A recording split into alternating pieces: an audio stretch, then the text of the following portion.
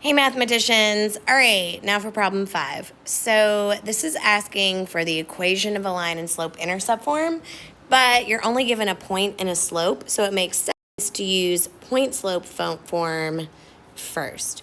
So we're going to take, instead of y minus y1, we are going to do y, and then because it's going to be minus -4, because that's the y coordinate, instead, we're going to turn that into a y plus 4.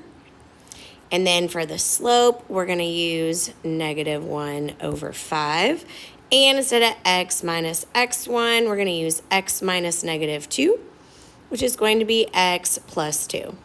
So the big thing to keep in mind with what I just did was that those double negatives minus a negative became a positive. So then after that, we want it to be slope-intercept form.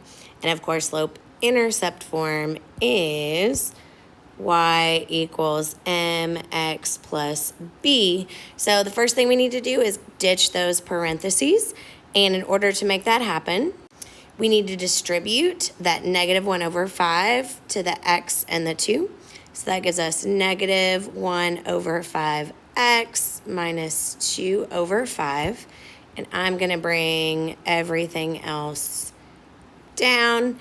And then after we do that, we need to get the y by itself because, of course, in slope-intercept form, the y is isolated. So we need to isolate the y. So we need to subtract 4 from both sides. And we've been over this in class about using the Desmos calculator to help you with those calculations. So we should be good to go. We know that the 4's on the left-hand side are going to cancel.